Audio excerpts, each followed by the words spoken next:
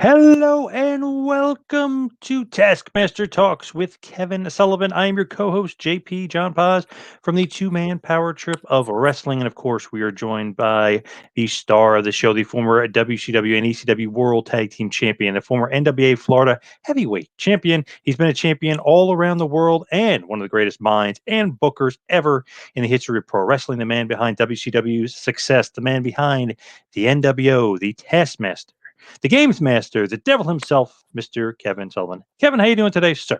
Good, John. How are you doing? Not too bad. I feel like I'm doing okay, but it seems like the world is kind of going a little AWOL, a little crazy. Maybe some aliens coming quicker than we think. A lot of other crazy people that we know telling me a lot of crazy stuff.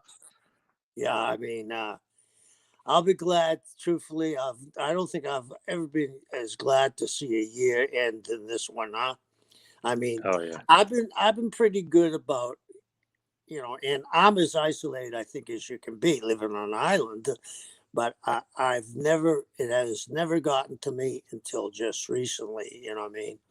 And I'm saying to myself, "Whoa, when is this going to end? And when is all this craziness going to settle down?" And hopefully after the first year we'll start heading upward. And hey,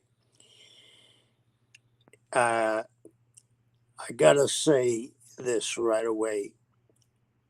All of our friends and fans that are listening to this, you gotta take every day and enjoy every day.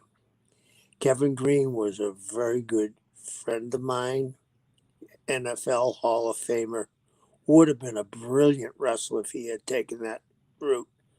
58 years old, way too young to go. And then Luke Harper, who I never met, but I've heard nothing but great things about him. A family man, 41 years old. That's not right. Uh, Condolences to his family. So, all of you people listening to it, enjoy every day.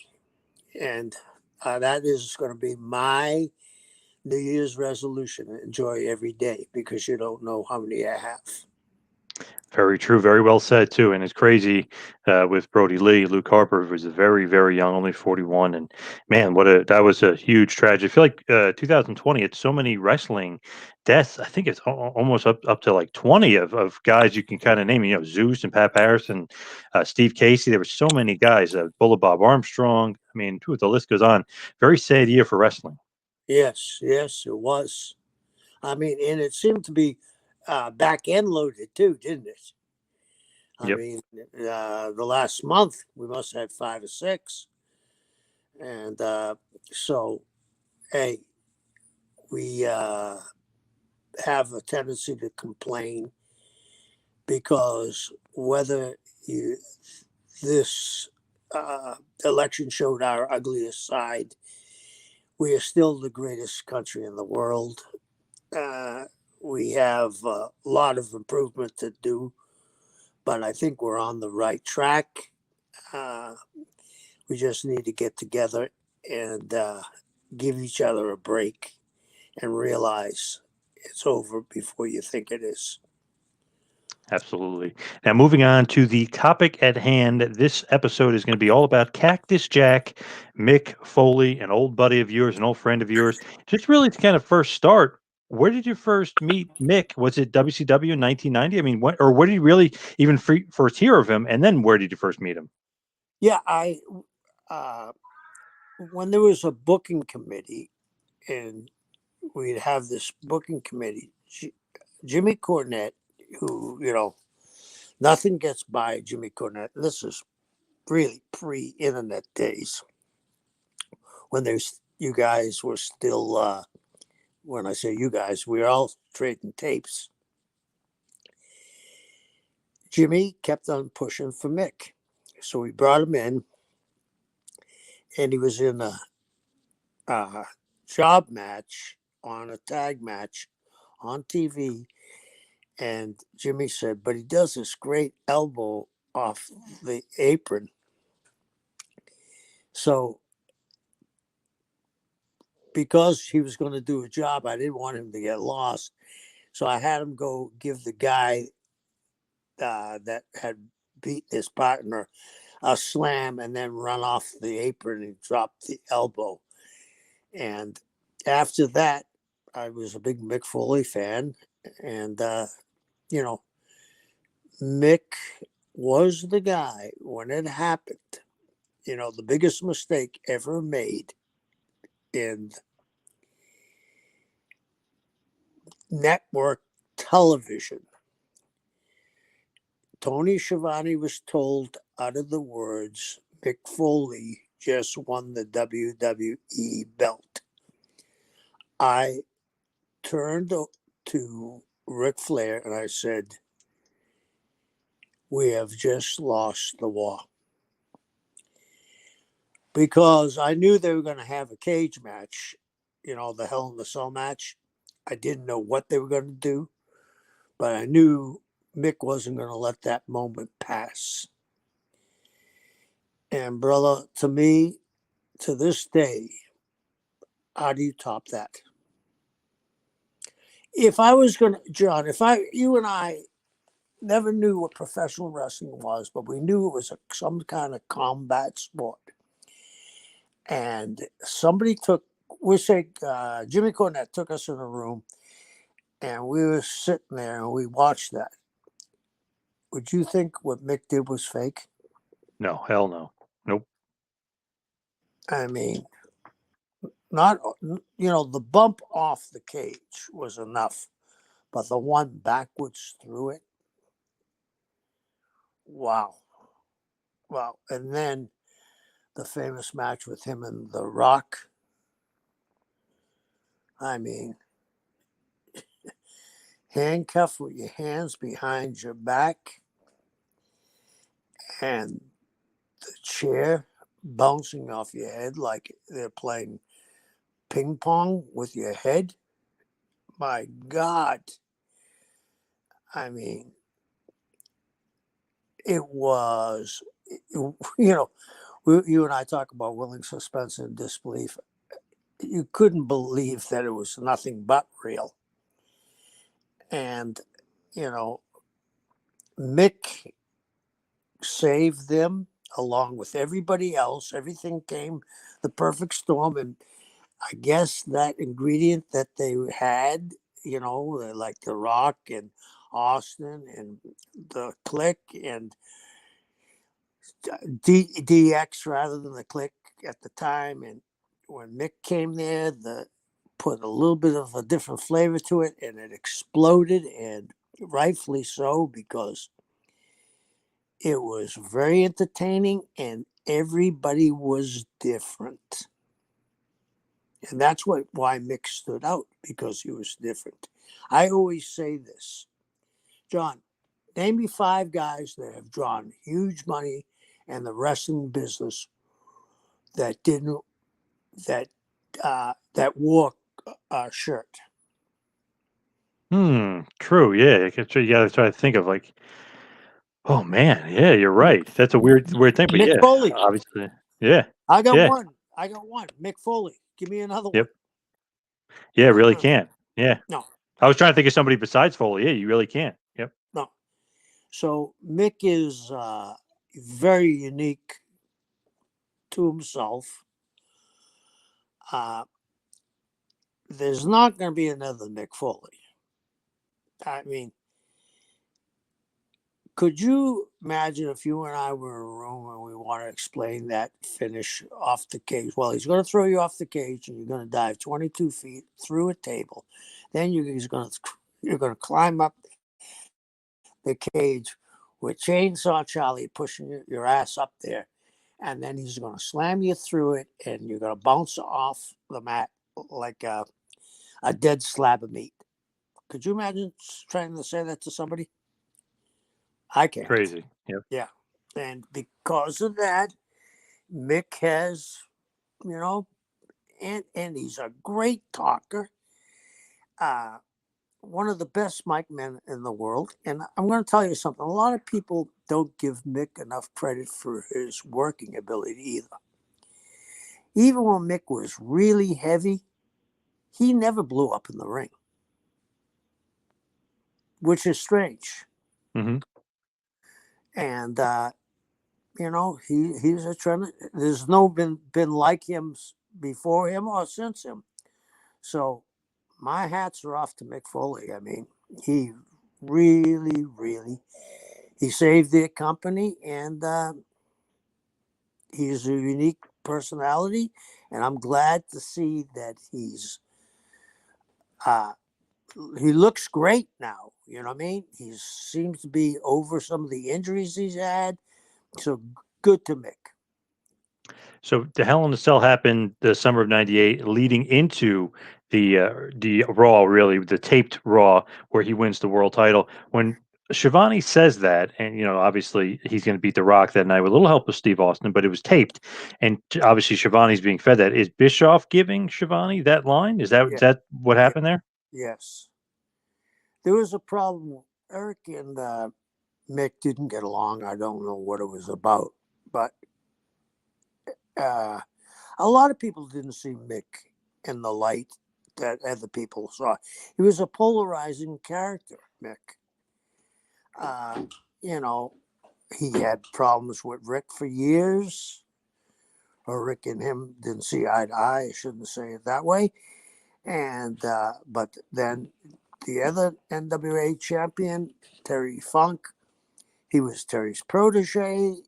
So you with Mick, it's like the first time you go out for sushi, you either love it or hate it. You know what I mean?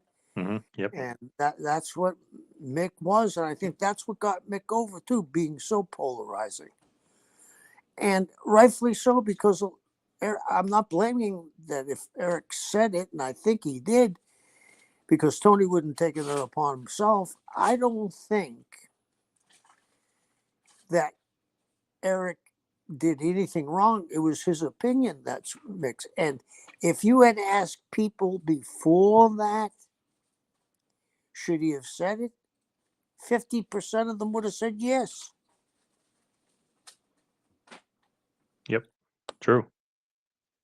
It was a crazy thing, but obviously it got him over big time. And that night when he beats The Rock and becomes the champion, such a shocking moment. People were shocked. So literally, when Shivani says he wins the title, 800,000 people flicked over because they wanted to see him win the title. So it did the exact opposite of what WWE wanted it, and that worked so well in the past. Giving out the spoilers, this is the one time it backfired, and WWE would never win the ratings ever again. It just show you how beloved Mick was. I was team with Mick, and I got to work with Mick one time. We had to lose a leave town when he was left WCW, and I thought we had a pretty fair match. I've told you styles make a match. Our styles were similar, so it wasn't that intriguing. But Mick is a great worker, and then he went to um Wings with Victor Quinones because I had just come back from Wings, so he basically got my job there, and then he got with Funk and Sabu and Chic, and they did huge business. So Mick has drawn money just about from the day he put his uh, flannel shirt on until right now. Mick draws money. Yeah, it's one of those things that he's almost underrated in a certain aspect because Austin and The Rock were part of the Attitude Era, and they were like the two big, the big guys, the big cojones, the big draws. And they always say, like, obviously Undertaker's there. He's kind of like the 1A, or the other guy, well, not really the top guy, but he's equal with the top. And then you throw Triple H in the mix, but Triple H isn't even at the star power of Mick Foley. I always felt it was Austin, Rock, up in the top, and then Right. Foley really was like that kind of like third draw. He was a huge piece of the puzzle, whether he was feuding with The Rock or feuding with Austin, feuding with Undertaker, obviously, and then eventually feuding with Triple H. But he was such a big part of drawing money for them. I don't think a lot of people realize how important he was to the WWF Attitude Era. Yeah, I don't think so either. And, it's hard to remember everything. We're talking over 20 years ago. Those interviews he made in the boiler rooms, remember them? Oh yeah, yep. mean, they were classic interviews. They were classic Mick Foley interviews. And, you know, and the other thing is, I don't know who came up with that mask for him, but that was a brilliant idea. Yep. It Very had cool. never been seen. And Mick pulled that off, and his, you know, he had a cadence in his voice that captured you. It was almost like he was doing the Beauty and the Beast opera, and he was the Beast, and he was really intense. I mean, you know, you hit it really on the head there. He's really underrated for being so over. People forget how over he really was. Yeah. It's just like remarkable that people just almost like overlook it just because they are all the other guys. But man, he's right there neck and neck. And obviously he wins the title. WWE never wins again. You got to think like, okay, obviously people liked him winning the title if they never turned back and WWE never won the war. Yeah, and here's the thing. You know, what's it? Loose lips sink ships. Hmm. We not only sank it, we sank the Titanic. Yep. You know, could you imagine if we didn't say that? What might have happened? What might have been? Maybe there wasn't an 800,000 swing in one 30-second span. You know, we never bring that up. You know, there's things that sometimes we overlook, but think about that, John. Listen, what I'm going to say really close. Yes. WCW lost more than AEW draws today. Yeah, that's a good point. Yeah. Good call. Yeah, So that's that's their base. Yeah. that's an amazing figure. I mean, no one else has ever brought that up to me about how big a number that is until you hit a button on me.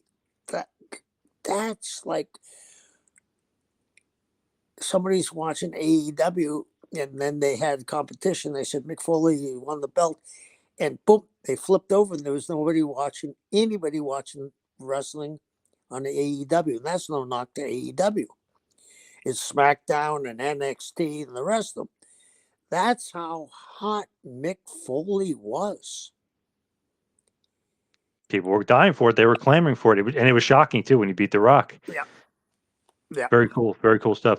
Now, back in 1990, when he first comes to really WCW, it's kind of a little before that, but basically when you start teaming with him in 1990, did you see anything in him right away, or is one of the things where it's like, oh, this guy is wacky, his style is weird? Like, did you see like, okay, there's money in this guy?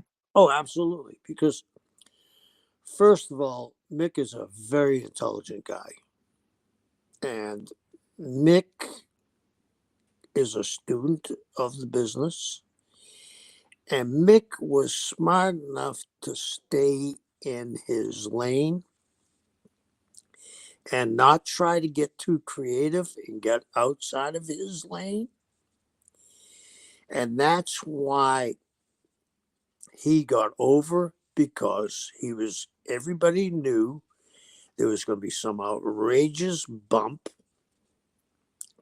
There was going to be not just an outrageous bump with Mick, but somebody was going through a table, a chair, or a Lawrence Welk accordion, whatever. People are tuning in to see a Mick Foley show, and Mick gave them a Mick Foley show every time he went out. It's crazy, like, just when you think about those early days of him, you could see something was there, but, like you said, like, it was a crazy bump. Something where you're interested in him and watching him, and then him and you is kind of just an interesting pairing. Did you guys get along, like, as far as away from wrestling? Did you always get along with him right away? Oh yeah, I've always liked Mick. You know, I we were very cordial to one another. We had a lot of laughs. I mean, I just think Mick is a very, very smart guy. And hey, think about, okay, the question I asked you before, name me 5 guys that have drawn money with shirts on.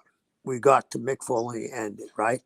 And Yep. this is at the height of Hall, Nash, Savage, Sting, Luger, Rock, Austin, Triple H. I could go on for on and on, right?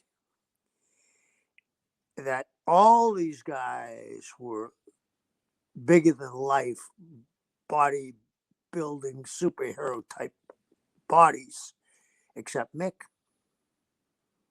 He overcame a lot of obstacles, not in his mind, but in promoters' minds. He had to win over, I'm sure, a lot of promoters.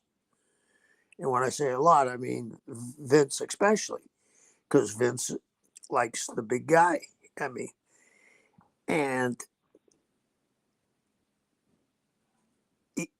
anybody that changes their attitude so directly, the way Vince had to do it to give him the belt, means that everybody saw something in Mick. Do you know what I'm saying? Yep. Everybody. And that's very unusual. I don't care who you are. There's going to be, oh, this guy's the greatest worker of all times. Yeah, yeah, yeah, blah, blah. And they go, oh, but he blows up occasionally. Oh, but his bumps aren't the best. Oh, but with Mick, there was no oh buts about it. Thing with Foley too is when he went to WWF in '96 and he was playing that Mankind character, Undertaker was kind of not lame at that point, but he was kind of slowly kind of fading away, and he wasn't really the Undertaker that we knew. He was kind of just I don't know, slowly fading away. All of a sudden, he feuds with Mankind. Boom, he's right back up there. He's such a big star. Foley always says, "Great job of the Undertaker getting him over." It's kind of the other way around to me. Foley comes in at the behest of Jim Ross, who loved the guy and thought money in him, and thought to Vince like, "Hey, we got to bring this guy in and use this guy." So he gets him. He kind of reinvigorated the Undertaker. Yeah, and I'm glad that you brought that up. Here is Jim Ross, who grew up psychologically at the lap of Bill Watts, Bill Watts grew up at the lap of Eddie Graham, whose whole thing was you had to look like a wrestler, you had to be able to work like a wrestler, and yet Mick had that strange persona that guys put aside their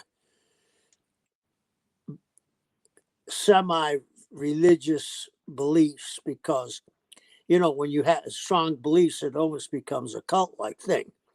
That to put them aside and turn the other way, completely opposite, is a strong testimonial to whatever you've turned to. So that's how invigorating Mick Foley was to the Undertaker. That's a good point, John.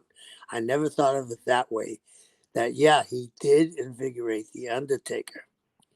Because who gave the guy the craziest bumps in the history of the business? The Undertaker.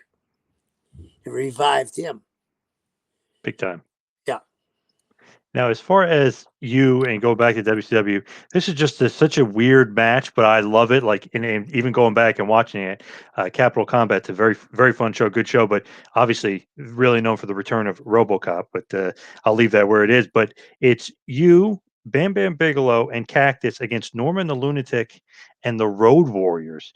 You remember this match? Because this is Yeah. like I didn't remember, but I was like, how the heck did I forget this? What a match! What a 6-man there. Whew. Yeah, and I mean, I was in with, the Road Warriors, and Bam Bam Bigelow. When you talk about the greatest big men of all times, he's on the list. You know what I mean?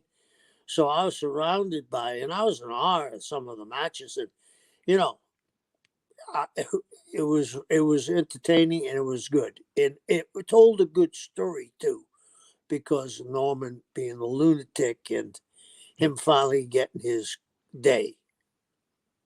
Were you a part of the booking committee? Like, is everybody equal? Is somebody ahead of somebody? You and Cornette, and it's like, how does that pecking order go? Well, I think Rick was the head guy, and rightfully so. And Jimmy was just starting out, and on a sponge. Jimmy knew everything about the wrestling business. Jimmy was probably uh, booking matches since the night after he went to the first Memphis show. Jimmy was a really smart guy, and Jimmy had a great aptitude towards the business. So everybody threw ideas in. Jim Ross threw ideas in, but it would be funneled to Rick. And I would say between me, Cornette, and Ross, we kind of would break up the logjam, saying, well, this one's going to take a lot to get through, and put that aside. This one's going to take less time to get through, put it over here. This one's we can get through to Rick right away. And because you got to realize, not only was Rick the head booker, he's the world champion. He had a lot on his plate. And we try to make it as easy as we could for Rick too, so he wouldn't have to, and they, have to struggle and say, well, let's think about this. Because the other thing is, our job was to make Rick's job as easy as possible. Yeah. To, I guess that's the good way of the committee. It's almost though sometimes the committee could be a bad thing, right? I mean, it really, Yes. yeah, Yeah. too many opinions. Yeah. Too many opinions. Too many chefs in the kitchen will spoil. But Rick had chosen guys that he felt comfortable with, and if he didn't, if you were on there were some guys that were on there that was gone after a very short time. You know what I mean? Yep. Rick understood that there were some people that had tried to take advantage of their position, where other people were trying to make this thing work, because four guys I mentioned, there was other ones that would come in and out, Terry Funk and Eddie Gilbert, and other, but the four of us were basically there, three of us rather, to protect Rick and make it easier on him and make him look good, because if he looked good, we look good. Yep. Now this is just a wacky match from a '91 Great American Bash tour. It's a War Games match. It's Barry Windham, El Gigante, Sting, and the Yellow Dog, who's Brian Pillman, defeats Arn Anderson, Cactus Jack, Kevin Sullivan, and One Man Gang. That seems like it should be on a pay-per-view or something. I mean, that's just a random kind of tour, part of a long leg of a tour there. Just like interesting match. Guys that maybe shouldn't be in the War Games are in there, but a little bit of a hodgepodge, but possibly match should have been on TV somewhere. Yeah, I mean, sometimes, John, I've always liked sometimes that guys should be partners that shouldn't be partners. You know what I mean? It's Yep. one of the things I remember when I was first in the business that really attracted me to the thinking side of the business was Eddie Graham would maybe once a year or once every 3 years end up where there was these guys had signed a contract to be tag team partners at a specific date, like a big date in Florida. Like Gasparilla Day was a huge day in Tampa. That's where Jose Gaspar took over. He was a pirate that took over the city, right? And that still today is a huge day in Tampa. Parties, all street vendors, and Yep. the matches would always be. In fact, I think Dory Funk won on Jose Gasparilla Day against Gene Kaniski.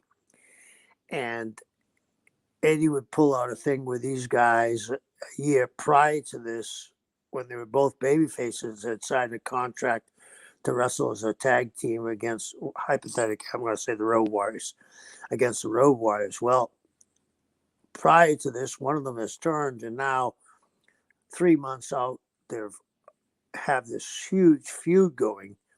But that night, they have to be tag team partners. And it always intrigued me. You got the people thinking, oh, the guy's going to turn. Well, the heel saying, I'm not going to screw up on this one because there's a special amount of money because of the Jose Gasper Day, blah, blah, blah, blah, blah. And I just thought that sometimes if you put people that maybe shouldn't be together, people are going to come to see what's going to happen. Is somebody going to turn? It almost looks like you putting it out there that someone's going to turn. Now, I'll fast forward a few years here just because interesting pairings. You and Cactus, just in general, interesting pairing, but it works. You got that brawling kind of hardcore style. You guys started a big feud with the Nasty Boys. What do you think about Knobs and Sags, those two crazy, stiff bastards? Somebody should have smartened them up.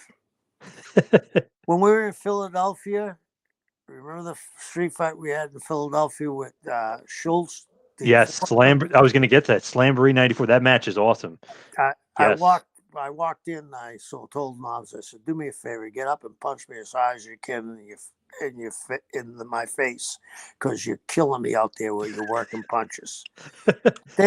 Sags hit me with a trash can that had been split, and he split my forearm open. And on bad days like today, where it's gloomy and wet, I can still feel it. I mean, those guys. But here's the crazy thing. Those guys drew money because they were different. Yep. Completely different. And they drew money with everybody. The Road Warriors. They drew money with the Steiners. I mean, they were big in Japan. They drew in WWF. They drew money. They were a very, very solid team. Now, you knew you were going to get bounced around, but you knew you had to lay it in on them. And they were probably the best as a booker. They were the best good cop, bad cop team I ever saw. You know, when you see this when the movies, the good cop, bad cop, they're interrogating. Oh yeah, yeah. They were the best I ever saw in my life. You know what I mean? I'd let them go on and on and on, and I'd listen to them.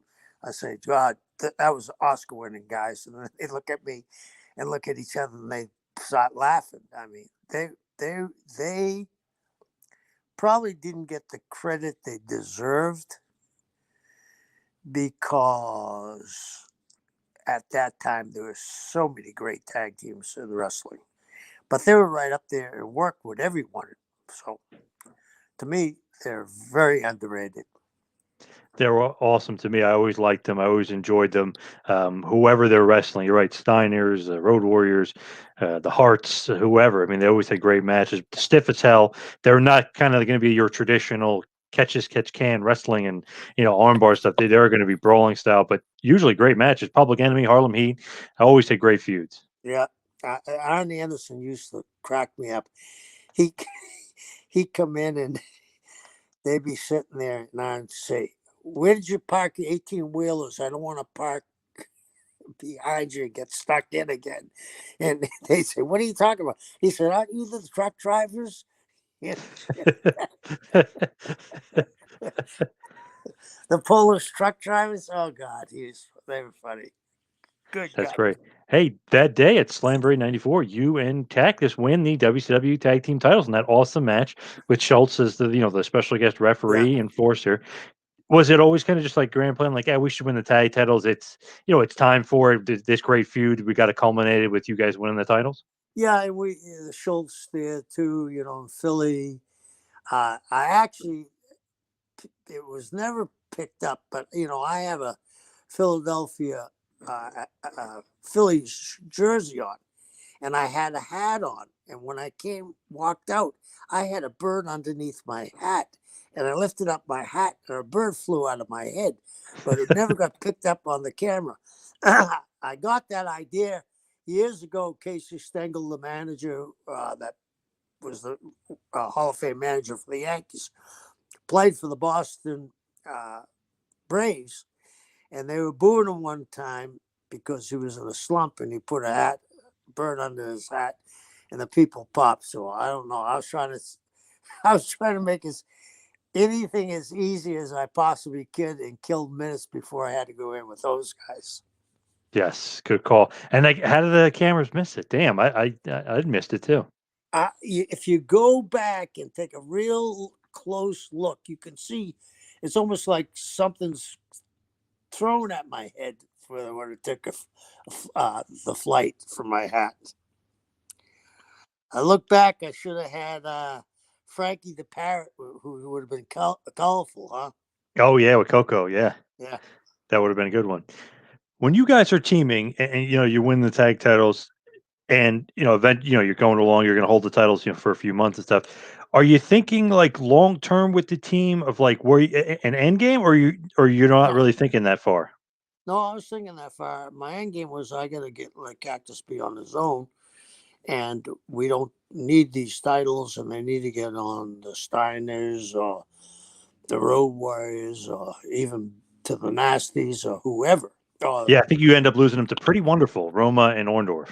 Yeah, yeah, and we ended up working with them for a while in Europe when we went on the European tour. So, and then didn't the Orndorff and uh, they have a run with the Nasty Boys after that? Yep, Yeah. yep. So I knew that we were just to be passing the belts back to somebody, For and the Mick end, needed to be on his own. so for the end game, Mick's gonna be on his own. Yeah. Are you thinking he's gonna be upper card, mid card? Like, where did you kind of think he was gonna be as far as on his own? Maybe main event, or no way, not with Hogan there. I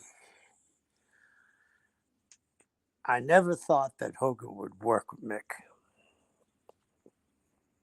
and that's no disrespect to Hogan. Hogan had his own crew, and they were his crew because he drew money with 90% of them, and he was very cautious about bringing anybody in to his circle, and again, rightfully so, that he wasn't sure of. And again, you and I talked about people looking at Mick not the way we see Mick. There were still some people that didn't look at Mick the way we looked at Mick, you and I. I wonder if he got super over. Like, remember we had been talking about Pillman and Hogan said no way, not working with. Then all of a sudden he Yeah. got over and he wanted to work with. You think that would be a possibility? Obviously, we'd have to change time and have to change history. But if he got so over, Hogan, you think would want to work with him? I think you're right. He would have if we had changed time, but the difference was Brian was so unique for that time. And not saying that Mick wasn't, but Brian was, uh, it was like people actually bought that Brian was crazy. And the other thing is, just as Brian was getting over, that's when he wanted to work with him before he got way over. Do you know what I mean? Hmm. Uh, I I think he would have ended up working with Mick if I was smart enough to had laid out a great plan and step by step hand fed Mick people that he could see that this would work. I take that on my own as my mistake not doing that. As far as that match, we kind of talked about way earlier in the episode. Loser leaves town. You versus Mick at Fall Brawl '94. Why quote unquote loser leaves town? What was going on? Was his contract up? Did Mm, Bischoff want him gone? What was the backstory there? I should know this, but there was a problem, and I don't know what time has gone by, but the problem had something to do with this. In Mick's contract, or during that period, they used to allow guys to work overseas. And Mick had come in for that match where he dressed in the taxi coming back from, I think it was in Europe or I know he was in Europe. He was either in Germany or Belgium, but he dressed in the thing, and uh, Eric, they didn't come to deal on the contract, and I think that the WWE had contacted Mick and uh, said, "Well, we don't have a place right for you right now, but maybe in 6 months or a year from now we'll have a place." And when I came to WCW, there was a hole in FMW in wings to be filled, and I told Victor Chionis you could probably get Cactus and fill my hole pretty easily with Cactus. So it wasn't that Mick didn't have anywhere to go, and I think Mick wanted to spread his wings. And especially when he was over there, he got to work with Terry, who was his idol, and Sabu and different guys, and got a lot of attention on himself, and gave JR a great chance to say, listen, this guy drew everywhere, including Japan. Because that still meant something back then. Yep. And with him kind of, loser leaves town, you beat him, he's gone. It's one of those things too, is Bischoff just not gonna want to do anything, like he's not gonna really want to push him. He's not gonna really care if he's gone. Is that one kind of like basically the gist of it? Yeah, and I think that probably is what month was that? We're coming up to That was September 94. okay. So So October 31st is the end of the fiscal year, pay wise. In okay. business. The fiscal year, yeah. Yeah. Yeah, fiscal business year ends October 31st. So maybe Eric had to do some budget cutting too. So that's why I was wondering if it was September, October. That's why I thought maybe I don't think there was any heat there. I think it was like things just didn't line up, and both of them ended up being good for both of them. And Eric let Cactus go, which I was sorry to see, but maybe he would have got caught up in the logjam. Maybe we wouldn't be talking about the Hell in the Cell match if he had stayed. So everything worked out for Cactus. Think about it too. WWF does this all the time too. They'll have budget cuts. Let's just say 94, Steve Austin's going to be leaving. Like you said, Mick Foley's going to be leaving. A bunch of guys are kind of going to be, Ron Simmons will eventually be moving out, and all these guys are kind of going to be moving out.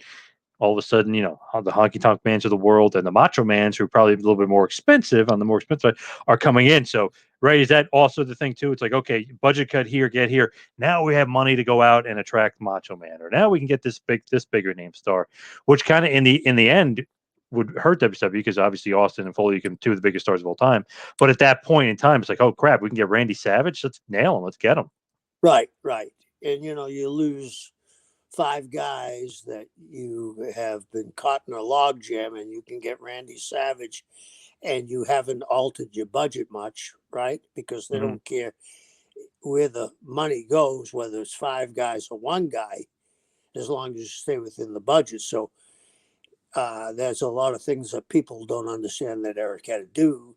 He had to be very aware of the budget end and stay within the budget. Yep. Was he ever going to win the world title? He feuded in 1993. He feuded with Big Van Vader, especially Havoc. They had that awesome Texas Death match. Was he ever going to win the title? No, or no, definitely not.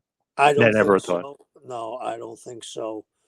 And hey, the guy lost his ear, and they didn't make a big thing about that either. Yeah, why? That's I weird. don't. I wasn't there then. I was in Japan, and I never understood that. Here's a guy that lost his ear. I mean, the closest thing to that was 30 years prior to that was Killer Kowalski and Yukon Eric, and they went 30 years with that angle and drew money all around the world.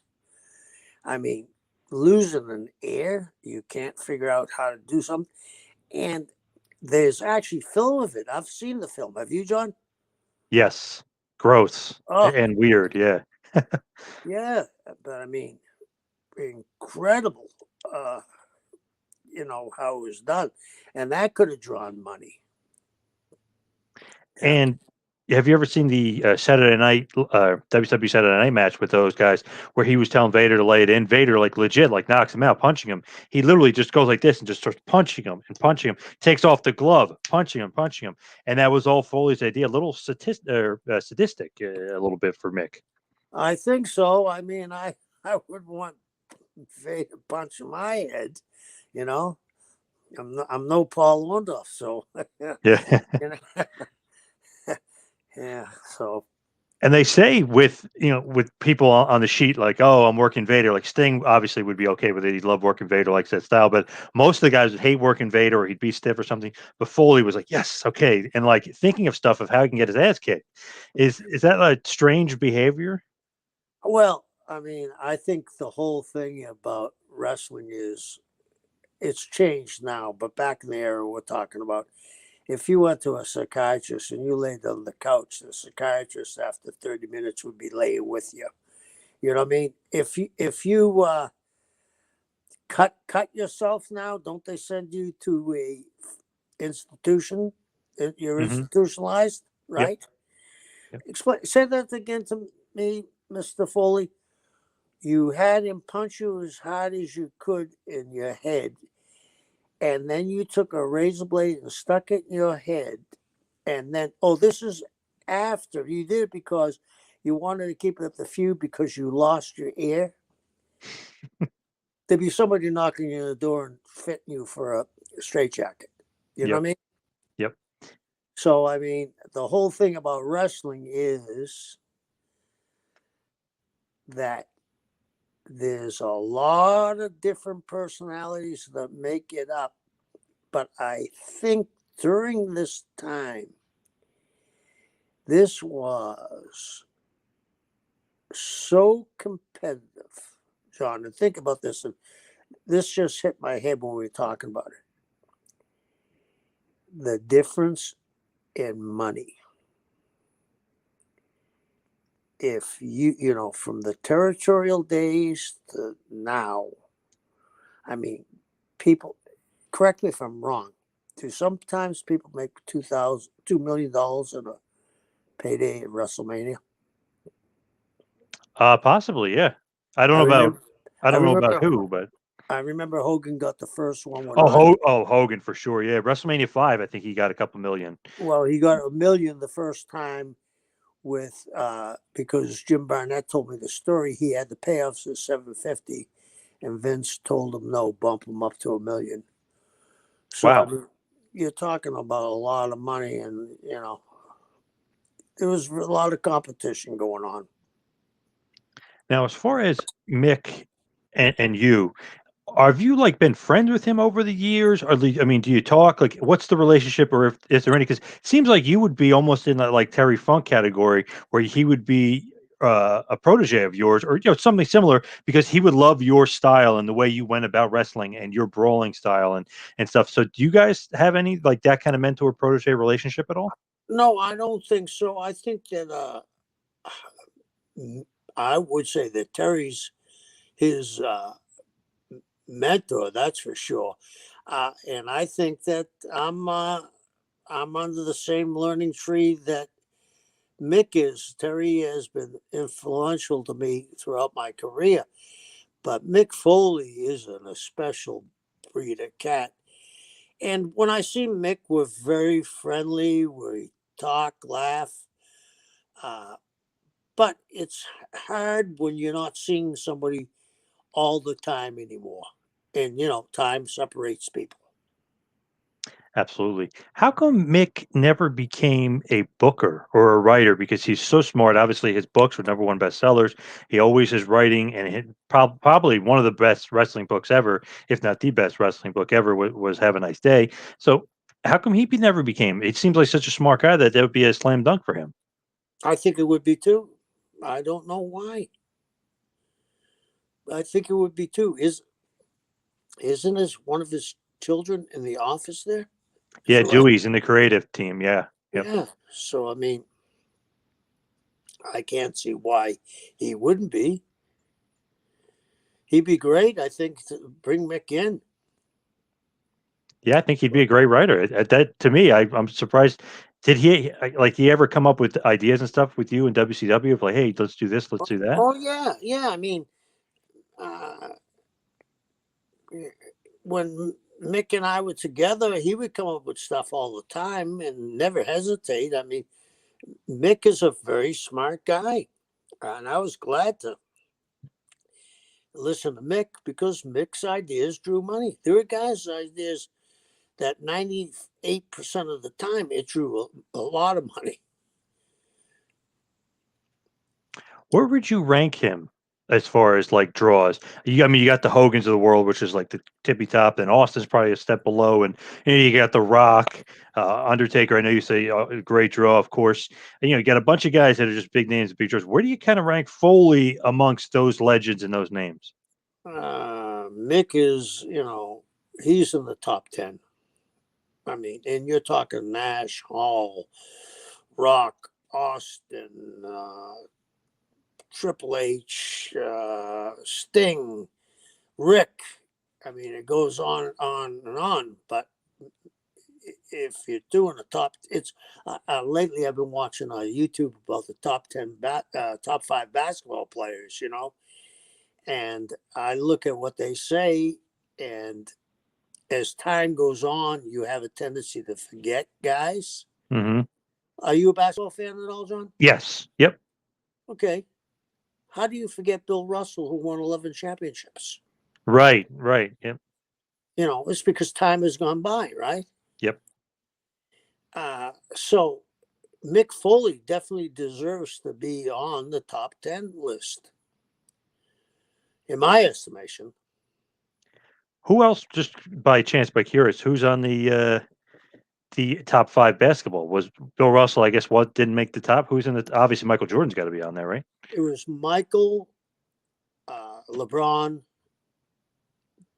Some people had different answers, but it was usually Michael, LeBron, Kareem, Magic, uh, Larry Bird, Larry, and who was the fifth one? Wilt, maybe Wilt Chamberlain. Wilt, yeah. Well, Yeah, he feel, averaged 50 points a game that one season. Remember? yeah, yep. Oh 100 yeah. points in a game. And I always say he was so dominant, and that Bill Russell used to beat him all the time. Well, Russell must be better than him that he keeps winning. You got to kind of throw that in the mix. Yeah, he. And the other thing was Larry Bird won MVP 3 years in a row. In the next 3 years, he was second. That's pretty amazing, right? Yep. But there's sometimes you can't put people in different eras. You know what I mean? But to me, winning is winning, and Russell won 11 championships. The other thing is, did you know, John, that Wilt was letterman at Kansas for the shot put? No, didn't know that. And Wilt at that time was one of the first men ever to military. Military presses where you take it off the ground and just be an Olympic lift. Yep. It did 400 pounds at 7'2", which is almost impossible for leverage. Yeah. Yep. Yeah. So. Yeah, usually the shorter guys are good at the military press. Yeah. Yeah. That's interesting. I hate that. I mean, I'm not a LeBron fan. I'm not really a hater either, but I hate that he always gets lumped in because it's on everybody's mind now that he's so dominant. But then you start missing the other guys just because that's on your mind now and focused. You forget the other guys. Right. Always happens. Oscar Robinson Always gets forgot. Yep. Jerry West always gets forgotten. West. Yeah. I mean, the logo for the NBA is Jerry West. Yeah, how could they forget? Yeah, yeah, I'll always say Jordan though is by far. I think he's the best, but yeah, that's just me. I yeah. just got to throw it there. And I also love a very underrated guy, and you may agree or not agree. Much more recent player though. Tim Duncan always gets Oh forgotten. I think he was yes, awesome. he was great. Yeah, he was great. Yeah, I'm a big Duncan fan. Yeah. You're a huge Spurs fan, so definitely. I mean, I love Tim Duncan, but always gets overlooked. Now, as far as going back to Foley and talking about him, do you have any like road stories with him? Maybe some rib stories? Does he drink at all? I mean, he's a party No, guy or no? no, he's on a partier. Mick was a guy that went right to his room, or if he didn't go to his room, he found some fan to bring him to his house and cook for them, and he'd sleep in their bed. Mick's a trip. Is he a ribber at all? Did he like joke No, around or no? no, no. There used to be some real serious rippers, and then there were guys who were casual rippers, and then there were guys that were all business. But Mick was all business. He'd laugh, and he had a great, friendly personality and a great sense of humor. He definitely is a very, very nice guy. I've interviewed him a few times. He was super duper nice, super cordial. Came on just very easy to deal with, very nice. You wouldn't think like, oh, this is some huge star. You would think like this is just, some schmo. Like the way he acts, like the way he carries himself. He doesn't carry himself as if like he's just like this huge star. It's like, hey, you're the guy that kind of killed off WCW. Shouldn't he be, more cocky? But he's not at all. He's a very easygoing guy. I think he has a very, very good view on life. He's a family man. He is very good with children. Uh, he's just has his priorities straight. Great guy. Now, as far as Foley's legacy, how do you kind of, you know, summarize Mick Foley? Obviously, he was Cactus Jack. He's Dude Love. He's really Mick Foley too. The character, the commissioner. He played Mankind. He's all these different guys. He's crazy. He's doing all this stuff. But how do you kind of summarize his legacy on wrestling? I think he's much more important than people give him credit for. As you said, you and I pointed out, 800,000 channels switched. Yep, Could anybody do that today, John? not a chance. I'm going to ask you that question one more time, so I want our fans understand what you just said. Could anybody do that today? Nope, not a chance. Okay. To me, that's the most amazing thing in the wrestling business. Yeah. 800,000 channels changed. That's his legacy. Unbelievable. And Yeah. another thing, I joked around with him saying like he was such a good worker, people didn't realize he was a good worker. Really didn't have many bad matches. Always had kind of had some great matches against a lot of different opponents. He took Paul Orndorff, who wasn't necessarily done at that point, but he was headed towards the wind down of his career and had some great matches with Orndorff. He had a great match with Van Hammer, and you don't really say that too often. And I love Van Hammer. You don't say that too often about Van Hammer. So I mean, he could be a good worker too. That's kind of an underrated aspect of who he was. Well, that's one of the first things we started this conversation with. I said, Yep. a lot of people don't realize how good a worker he was. Mick was solid from from the time he walked out until the time he walked back in the dressing room. And like you said, he had matches, and him and Paul would have had incredible matches. Paul wasn't at the end, but he was near the end because of the arm being withered, and he couldn't take the bumps he once did. And they had incredible matches, incredible matches.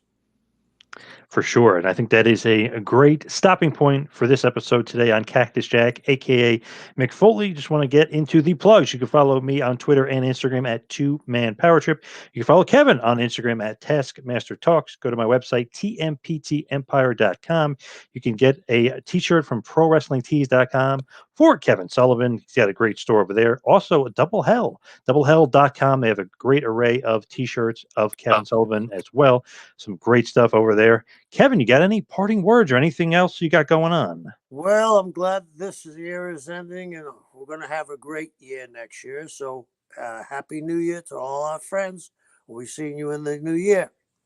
Yes, and thank you everybody for tuning in this week and every week here on Taskmaster Talks with Kevin Sullivan. See you next week, folks.